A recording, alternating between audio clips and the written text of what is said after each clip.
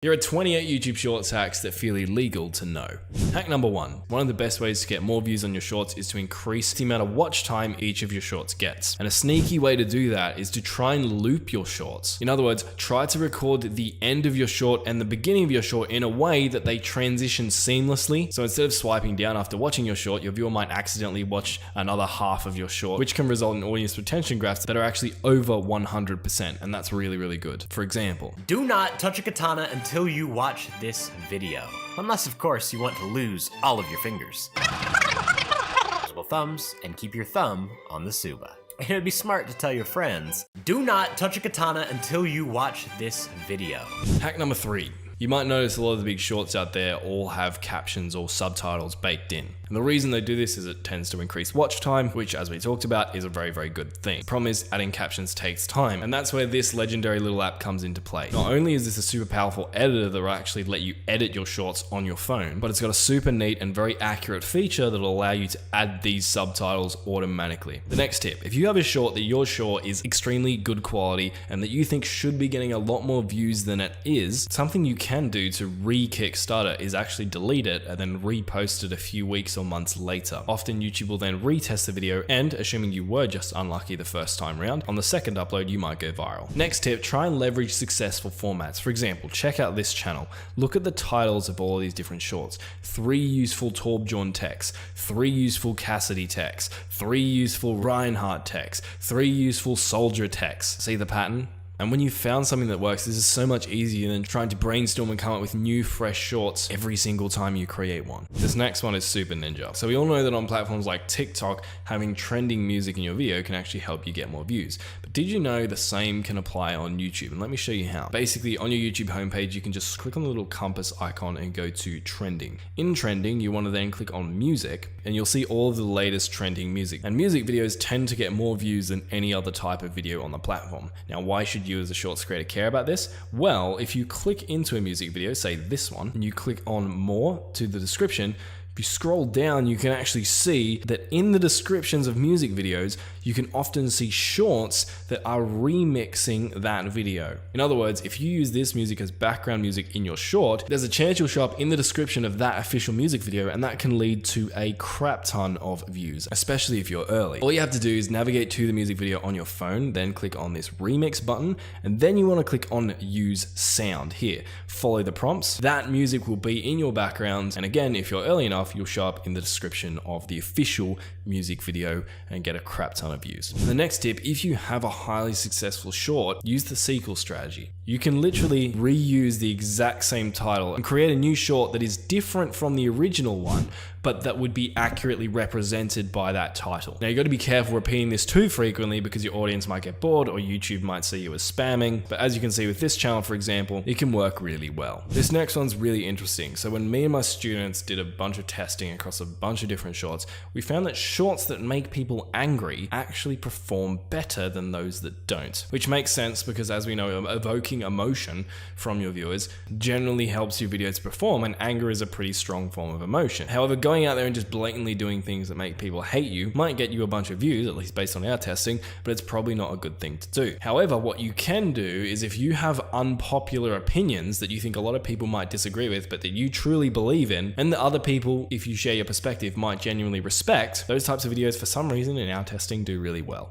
Next tip, respond to every single comment you get. There are 2 reasons for this. One, when you add a response, that actually adds an additional comment to that short. AKA, if you get 10 comments and you respond to all 10 of them, all of a sudden your short now has 20 comments, which is more engagement, which is a good thing. And secondly, if you respond to a comment, sometimes that commenter will come back to that video and respond to your response, which is even more comments and engagement. Next tip, for a short to do really well, we've found that the topic that short is going to be created around needs to be trending. An easy way to get a rough idea of what's trending is to type in Google Trends and go to this website, then enter a search term broadly related to your niche, let's say gaming, change this drop down from your country to worldwide, change from the past 12 months to the past 7 days, and then change web search to YouTube search. And then if you scroll down here in related queries and related topics, you'll see different breakout topics that are currently trending within this particular sphere. And if you find something related to your niche that you think you could create a short about, go for it. Next tip, don't spoil your shorts in your title. Unless your short is about something so outrageous that even if people knew what it was, they would have to kind of see it to believe it, try not to spoil your short in your title, because then there's no reason for your viewers to actually watch your short. Instead, you could change this title to something more like this,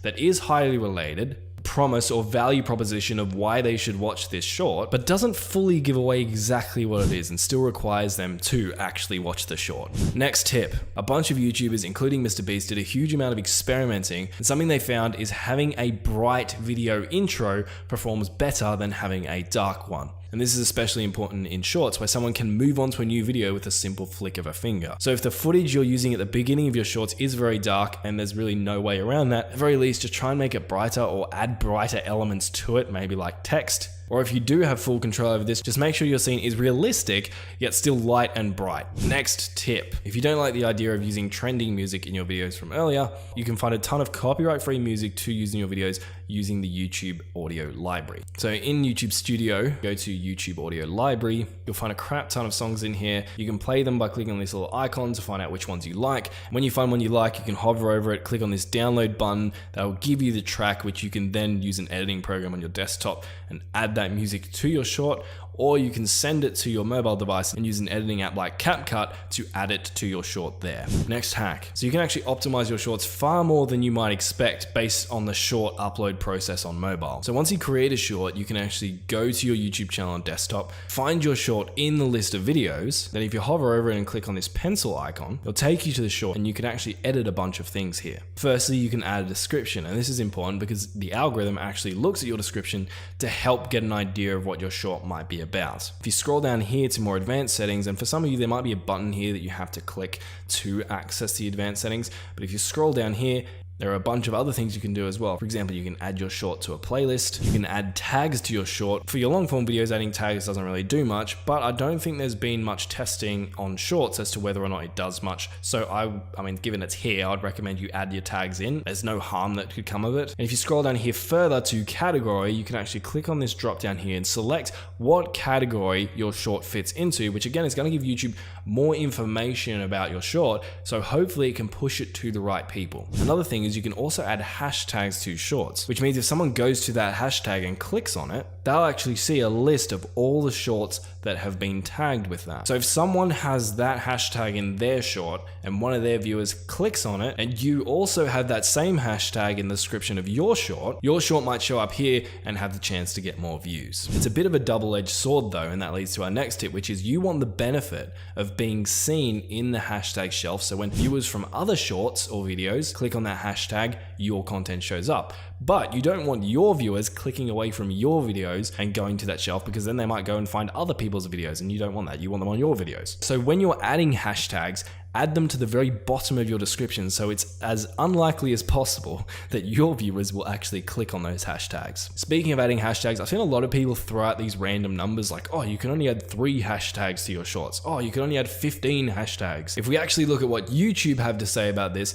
they say if a video or playlist has more than 60 hashtags, they'll ignore each hashtag on that content, and over tagging may result in the removal of the video or from uploads or search. Now, I've been testing adding 59 hashtags to a bunch of shorts and videos, and as long as those hashtags are very related to the video topic, it doesn't seem to be classified as over tagging because I haven't had any issues with content being removed or not showing up in search. So at least at this stage, in my mind, there's no reason why not to do that. Next, you can actually schedule your shorts instead of posting them right away. So when you're creating a short on your phone, instead of uploading it as public, upload it as unlisted. Then you can come to YouTube Studio, go to the content tab again, and in this little drop down, you can change it from unlisted to scheduled, and then you can pick the time and date that you want your short to actually go live. What time and date should you be uploading your shorts? Well, that's the next hack. In YouTube Studio, come down to this tab, go to Analytics, then go to Audience, Then scroll down until you see this little bar here. And basically the lighter purple these bars are,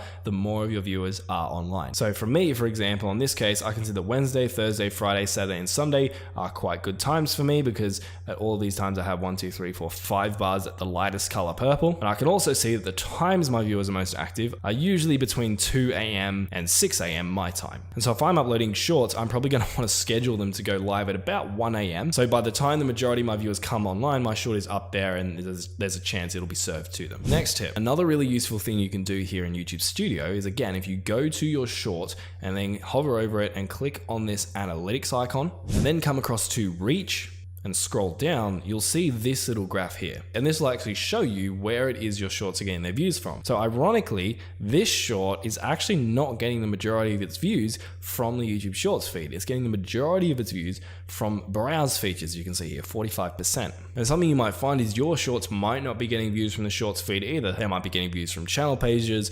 browse, or even search. And if you see a lot of your shorts getting views from search, another interesting thing you can do is come down even further.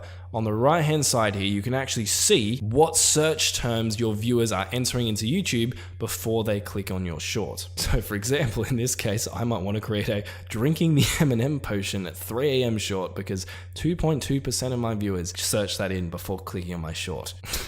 I don't know. But if you are getting the majority of your views from your shorts, from YouTube search, and you find any interesting search terms in here, you might want to create individual shorts for those search terms. Now in the case of this particular short I'm viewing, you can see that it got 45% of its views from browse, meaning that people actually had to click on this short before they viewed it, unlike on a YouTube short showing up in the shorts shelf where they just scroll straight directly to it. And so it can be beneficial to add a custom thumbnail to your short to maximize your click-through rate as much as possible. And the way you can do that is, again, by going to your studio, clicking on the pencil icon and scroll down here. And normally in this section here, you'll see a little option that will allow you to click on and upload a thumbnail to your short. Unfortunately, I can't do this for this particular short because I've already uploaded a thumbnail apparently, but you guys probably won't have that issue. The next shorts hack requires us to go back to the analytics of an individual short. You're going to stay on overview, scroll all the way down to the bottom, and here you'll see a graph that represents how long your viewers are watching for and when they click off. Come in here, figure out at what points in the video your viewers are clicking off the short, try to work out why it is that point triggered them to click off the short, and then just don't do that thing for future shorts. And the way you see where viewers are clicking off your short by using this graph is to look for dips and declines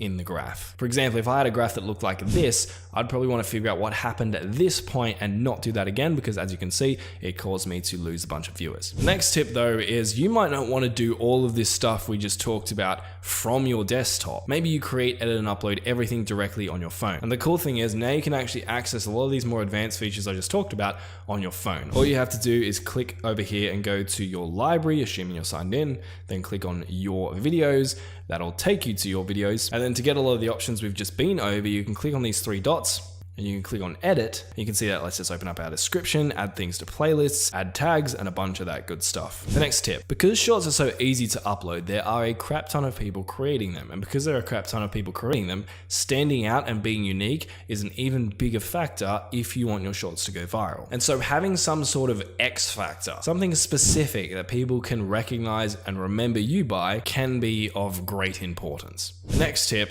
you should research other short form content platforms to get ideas for what styles and formats are working. Scroll through TikTok, scroll through Instagram Reels, figure out what kinds of videos, what styles of titles, what types of intros are working for those guys, and then you can often take those principles, apply them to your own shorts with your own kind of spin, and that often does way better than trying to guess at what your audience might want next. Next hack. Earlier we talked about how important retaining your viewers and maximizing your watch time is if you want your short to be promoted by YouTube. And one of the most simple things you can do to improve your retention is to make your short more stimulating by adding more pattern interrupts. In other words, changing up the scene or introducing new elements or cutting to a new piece of footage frequently. Now, many of the best shorts on the platforms introduce some sort of pattern interrupt every 2 to 3 seconds, assuming of course you haven't just got one piece of footage that is incredibly engaging on its own. But as a rough rule of thumb, if nothing new has kind of happened visually in your short for at least 7 seconds,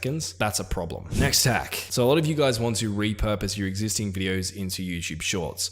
The problem with this is that having an engaging intro and hook is incredibly important for a short. And if you're just taking a segment out of the middle of your video and repurposing it as a short, chances are the intro to that segment doesn't really grab people like a hook should. So a sneaky way to get around that is to just record a very short hook, kind of summarizing your short and kind of grabbing viewers, and then just add it onto the beginning of your repurposed clip. If you're really lazy, I've even seen creators use an AI voice to intro the beginning of their repurposed clip. For example, my first wall bang lineup on the new Valorant map. Lastly, some of you guys are creating YouTube Shorts content, not because you want to become Shorts creators, but because you want to promote your long form content. So if we don't take into account the amount of time it would take to create this content, and we just look objectively at what is the best type of content to create to promote your long form content and how do you do it, basically what you want to do is whatever your long form content is, condense it down into a video that is less than 60 seconds. And that might sound hard, but basically you're just creating a mini version or a highlights reel of your video and posting it as a short. And then at the end of that short, you can have a little call to action telling people to check out the link in the comments if they want to see the full video. Then you want to add a comment with a link to the full video to your short and pin it so it's the first thing people see when they click on the comments section. But if you want to learn more ways to convert shorts viewers